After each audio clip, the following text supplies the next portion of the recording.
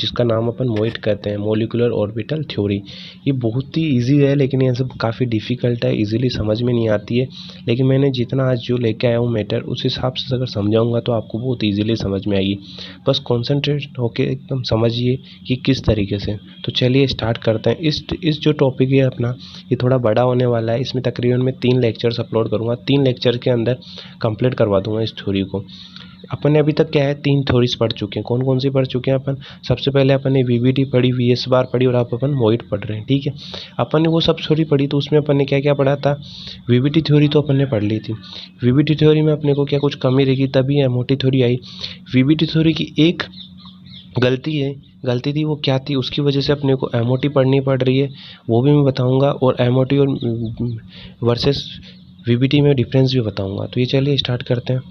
क्या है, सबसे पहले जो अपना टॉपिक रहेगा वो ये है इंट्रोडक्शन ऑफ मॉलिक्यूलर ऑर्बिटल का, ठीक है। इसमें इंट्रोडक्शन की किसने दी थी, ठीक है, तो ये पता होना चाहिए अपने को किसने दी थी। तो आपको पता है ये किसने दी थी? ये दी थी सबसे पहले जो दी थी ये दी थी एफ हुंड ने। किसने? एफ हुंड ने।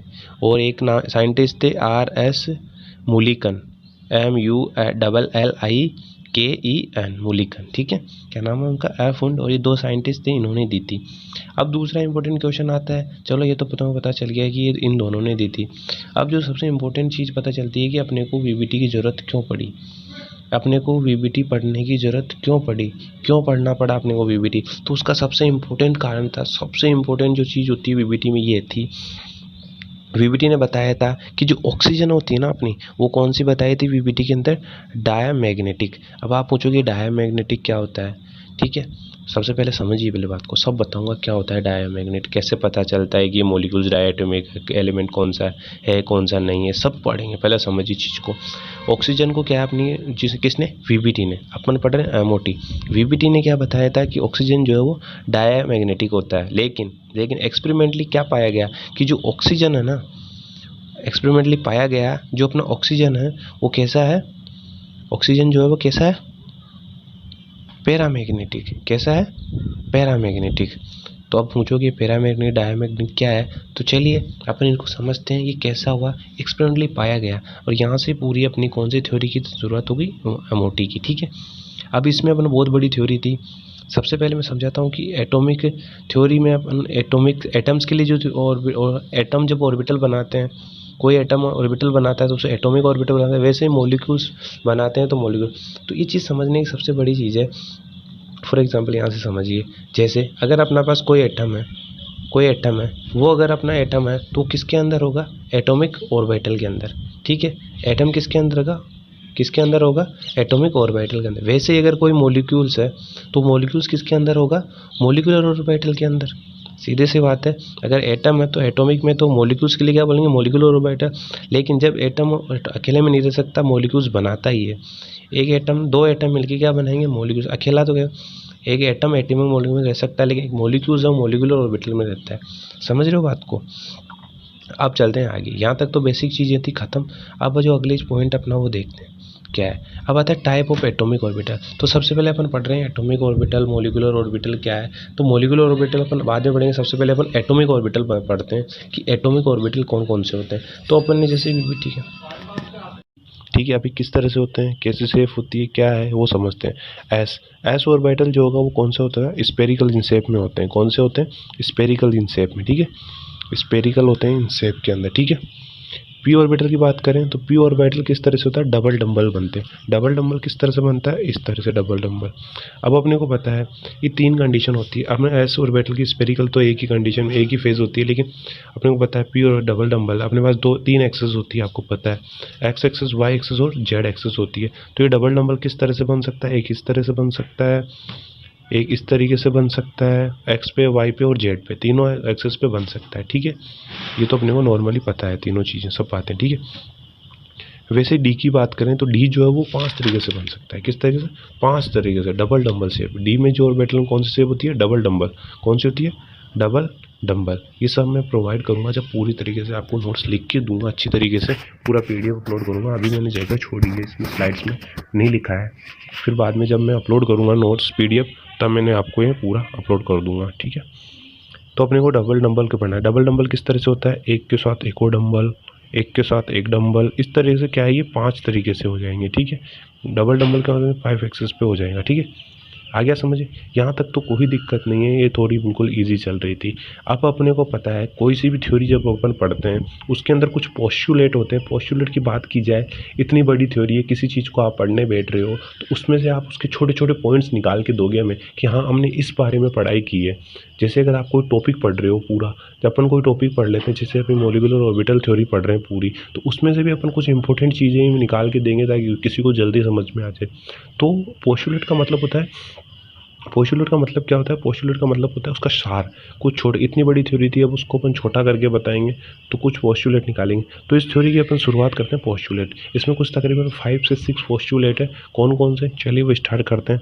पहला पोस्टुलेट जैसे इसमें लिखा हुआ है, देखो कि द नंबर ऑफ, देखो मैं सबसे पहले स्टेट पढ़ूंगा फिर इसको हिंदी ट्रांसलेट करूंगा कि the number of molecular orbital form is equal to number of combining atomic orbital. क्या कह रहा है? ऊपर से पढ़िए कि जितने उसमें नंबर मोलिकुलर ऑर्बिटल होंगे, ठीक है, कितने मोलिकुलर ऑर्बिटल बनेंगे? जितने एटॉमिक ऑर्बिटल होंगे, इतने में इतना, मतलब कि अगर 2 है तो दो एटॉमिक ऑर्बिटल है तो 2 मोलिक्यूल्स बनाएंगे, ठीक है। 2 एटम है तो 2 मोलिक्यूल्स बनाएंगे। आ रहा है समझ में? इस तरीके से कहना चाहता है। इस पॉइंट का मतलब समझ में आ रहा है? क्या कहना चाहता है? ये पॉइंट कह रहा है अगर 2 है तो 2 ही बनेंगे, ठीक है, इक्वल होगा, ठीक है।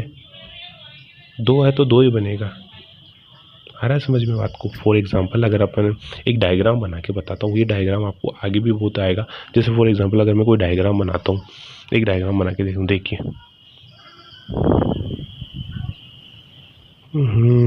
चलो कोई बात नहीं, अपने को समझना है सिर्फ, कैसे भी बने डायग्राम समझ में आना चाहिए सिर्फ, ठीक है। ये डायग्राम को ध्यान से देखिए कि डायग्राम क्या कहना चाहता है। इस डायग्राम में कुछ भी नहीं है, सिंपल सी चीज़ें इस डायग्राम के अंदर। पहले मैं वो चीज़ें समझाता हूँ, फिर अपन जो फर्स्ट पोस्टुलेट पढ़ रहे हैं उसका मतलब समझाऊंगा। पहले इस डायग्राम को देखिए ध्यान से कि डायग्राम क्या है। अगर ये डायग्राम का कहता क्या है अपने को कि इस डायग्राम को अपने कुछ ट्रांसफार्म की तरह से लग रहा है आपको, शायद इस तरह से बना हुआ है ना। तो देखिए क्या होता है, यहाँ अपने पास है एटम, ये क्या है? 2 एटम है, ये एटम 1, ये एटम 2। 2 एटम जब कंबाइन हो रहे हैं तो क्या बनाएंगे? मॉलिक्यूल्स। और मॉलिक्यूल्स किस तरह से बनेंगे? This is called molecules. ये मॉलिक्यूल्स है, ये मॉलिक्यूल्स है। अब ये मॉलिक्यूल्स किस तरह होंगे वो भी समझिए। ये मॉलिक्यूल्स जो बनेंगे वो इस तरह से बनेंगे कि नीचे जो है, नीचे कौन से बनेंगे? जो कि बॉन्डिंग करते हैं। बॉन्डिंग वाले क्या है? नीचे बनेंगे। क्यों? बॉन्डिंग कौन करना? जिसकी एनर्जी कम होती हो। स्टेबल वाले तो बॉन्ड इजीली कर लेंगे, एनर्जी कम है तो क्या है? नीचे की साइड। तो जो नीचे की साइड बन रहे हैं, ठीक है, जो नीचे की साइड जो अपने मॉलिक्यूल्स ऑर्बिटल है उसको क्या बोलेंगे? उसको बोलेंगे बॉन्डिंग। कौन सा? Bonding orbital. आ रहा है? और ऊपर वाला कौन सा है? एंटी बॉन्डिंग, जो बॉन्डिंग नहीं बनाता है। एंटी बॉन्डिंग है तो बॉन्ड नहीं बना रहा है तो दूर दूर, और इसमें बॉन्ड बना रहा है तो ये पास में आ जाएगा। डायग्राम समझ में आ रहा है? कहने का मतलब क्या है? डायग्राम को समझिए ध्यान से कि ऊपर कौन सा होगा अपना एंटी बॉन्डिंग, नीचे कौन सा होगा? बॉन्डिंग। बॉन्डिंग क्यों होगा? जो बॉन्ड बनाता है, बॉन्ड कौन बनाता है? जो कि इसकी एनर्जी कम हो, और कम एनर्जी वाला क्या होता है? लो एनर्जी वाले नीचे लिखे जाते हैं। अरे ये एक यहाँ से आ गया, एक इधर आ गया, दोनों क्या इधर आ गए। अब चीज़ यहाँ आई, इस डायग्राम को यहाँ अप्लाई कीजिए फर्स्ट पोस्टुलेट में। क्या कहना चाहता है ये? फॉर एग्जाम्पल मान लीजिए अपन ने यहाँ पे एक इलेक्ट्रॉन था, यहाँ पे भी एक इलेक्ट्रॉन है, तो एक इसका, और ये इलेक्ट्रॉन कहाँ जाएंगे? जिसमें पे एनर्जी कम होगी, तो एक इसका, इसके पास हो गए 2, ठीक है, हो गया। इसने क्या, एक मिलके कितने हो गए? 2। तो इसने एक दिया, एक इसने दिया, टोटल कितने हो गए? 2। तो जितने इसने दिए, अगर ये एक देता तो ये एक ही बनता, 2 दिए हैं तो 2 बन गए। तो जितना देगा, नंबर ऑफ एटॉमिक ऑर्बिटल को कंबाइन करेंगे उतने अपने पास मॉलिक्यूलर ऑर्बिटल बनेंगे। फर्स्ट पॉइंट का मतलब समझ में आ गया? चलिए अच्छा, अब नेक्स्ट पॉइंट समझिए। देखिए सेकंड पॉइंट समझिए क्या होता है। देखो सेकंड पॉइंट क्या कहना चाहता है, एक मिनट। तो atomic orbital comparable energies and proper symmetry combine to form molecular orbital. आ रहा है समझ में? मतलब जो एटॉमिक ऑर्बिटल कब बनेंगे? जब उनकी एनर्जी क्या हो? सेम हो, और उनकी सिमेट्री कैसी हो? प्रॉपर हो। इसका मतलब समझिए क्या होता है। जैसे इस चीज़ को अपन एग्जांपल के थ्रू समझते हैं। फर्स्टली अगर मैं बात करूं एटॉमिक ऑर्बिटल कंपैरेबल एनर्जी और प्रॉपर सिमेट्री कैसे, एनर्जी को अपन बाद में देंगे, पहले प्रॉपर सिमेट्री की बात करते हैं कि सिमेट्री के लिए क्या कहता है। तो एक चीज़ यहाँ से समझिए, सिमेट्री का मतलब ये है कि अगर अपने पास एक एस है, ठीक है, 1s है अपने पास, तो वो 1s के साथ ही कंबाइन करके क्या बनाएगा, मोलिकुलर ऑर्बिटल बनाएगा। एस एस मिलके ऑर्बिटल बनाएंगे। कौन सा, अगर 1s है तो 1s के साथ ही बनाएगा। फॉर एग्जांपल तो इसके साथ तो ये बना सकता है। लेटरली अगर अपन एग्जांपल और लेते हैं, जैसे 1s है एक और एक के पास अपने पास 2s, तो दैट्स नॉट फॉर्म इजीली, ये नहीं बना पाएगा।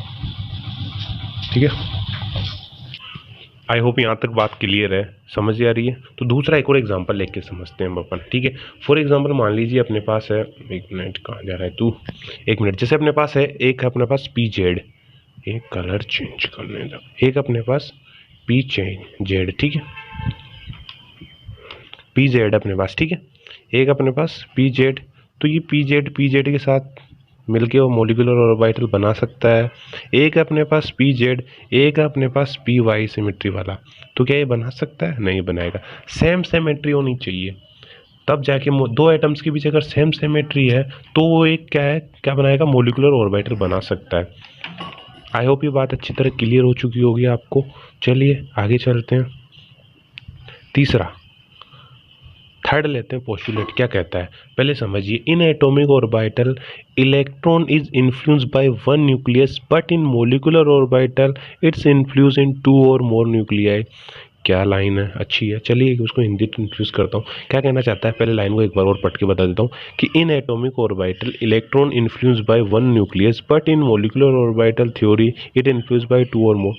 एटॉमिक ऑर्बिटल्स में क्या होता है, एक एटम है, एक एटम के अंदर तो एक ही न्यूक्लियस होता है।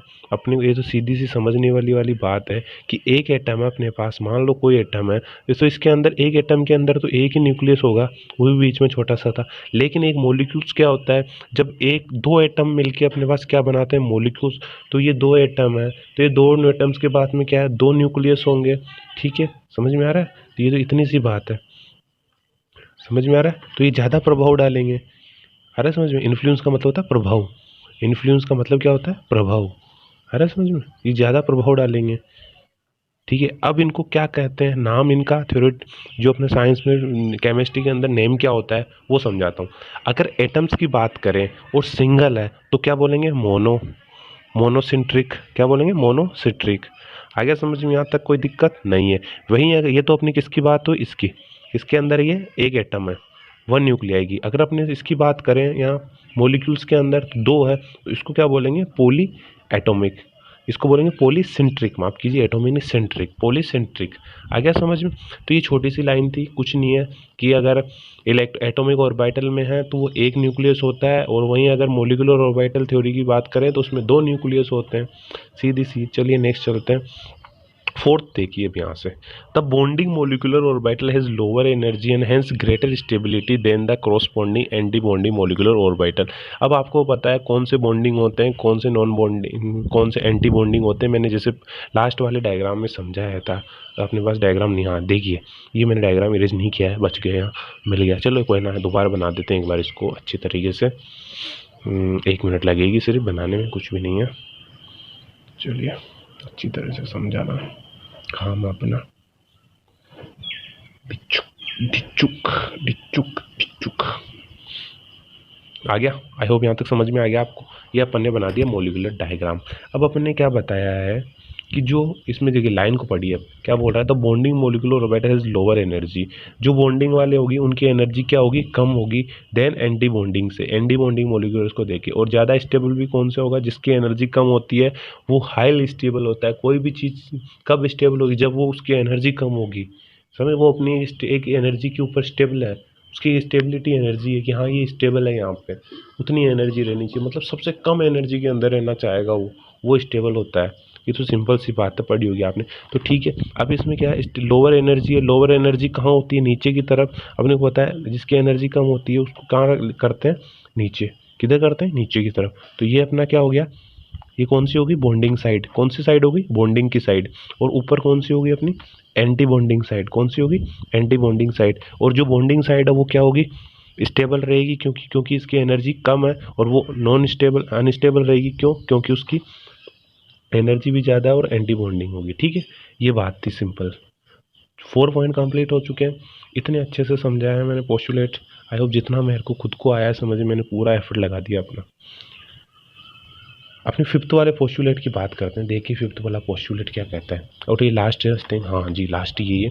The molecular orbital also like atomic orbital fill with according with Aufbau principle Pauli exclusion principle and Hund's rule. अब ये बोलोगे, अब ये तो आपको आते होंगे क्या होते हैं अबव, ये सॉरी स्पेलिंग थोड़ी रॉन्ग हो गई, अगहव हो गई, अबव है वो। ठीक है, Aufbau principle Pauli exclusion principle and Hund's rule. ठीक है, ये स्पेलिंग मिस्टेक है थोड़ी, आई थिंक। हाँ अगहव अगले वाले में भी रॉन्ग ही है। ठीक है, स्पेलिंग को छोड़िए, समझिए बात को।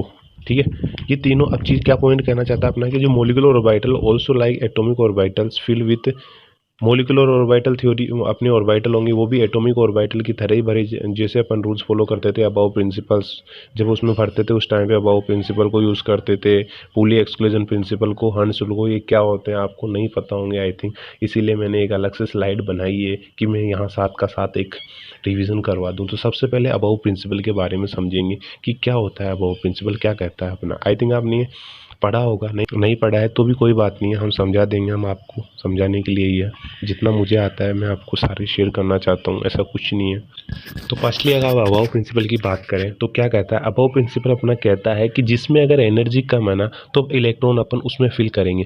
फॉर एग्जाम्पल मैं एग्जाम्पल देके समझाता हूँ। अपने पास मान लीजिए 4s का है, ठीक है, 4s वाला है और 3D के बीच में कंपेरिजन है, तो सबसे पहले अपन 4s में भरेंगे ना कि 3D के अंदर। क्यों? क्योंकि 4s की एनर्जी कम होती है, तो इलेक्ट्रॉन किसके अंदर भरेंगे।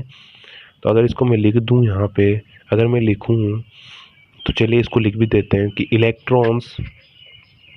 इलेक्ट्रॉन्स फर्स्ट फिल, ये मैं बाद में लिख के डाल दूंगा, मैं अभी समझा रहा हूँ आपको। ये इस तो मेरा हाथ की इतनी प्रैक्टिस नहीं है तो लिखा नहीं जाता है सही से।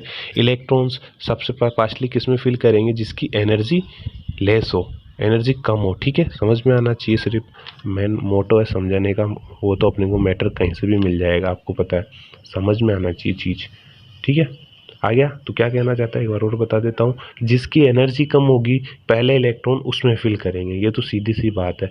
ये किसने कही थी आपको, अबाउ ने। किसने कही थी, अबाउ ने। फिर बात करते हैं अपन पुली एक्सक्लूजन प्रिंसिपल की, कि पुली एक्सक्लूजन प्रिंसिपल क्या कहता है। तो पुली एक्सक्लूजन प्रिंसिपल ये कहता है कि किसी भी एटम में इलेक्ट्रॉन उसके चारों क्वांटम नंबर क्या है, कभी भी सेम नहीं होते। किसी भी एटम, कोई भी एटम है उसके चारों क्वांटम नंबर सेम नहीं होते। अब 4 क्वांटम नंबर क्या होते हैं ये भी आपको पता नहीं होंगे, चलो बता देते हैं। 4 क्वांटम नंबर कौन कौन से होते हैं। एक होता है अपना प्रिंसिपल क्वांटम नंबर, हाँ वही स्कूल वाला प्रिंसिपल। एक आता है एजीमुथल क्वांटम नंबर, बिल्कुल।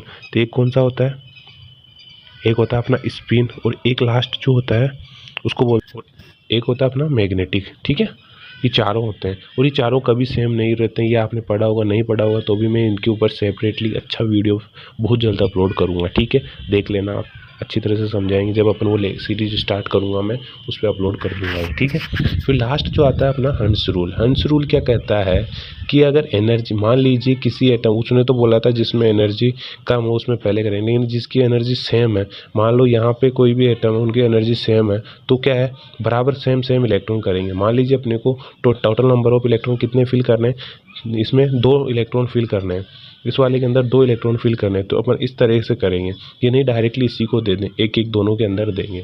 तो क्या है अपने को सेम इलेक्ट्रॉन्स क्या है उसमें डिस्ट्रीब्यूट करना है सबके अंदर। तो ये तीनों रूल थे, आई होप आपको समझ में आए होंगे।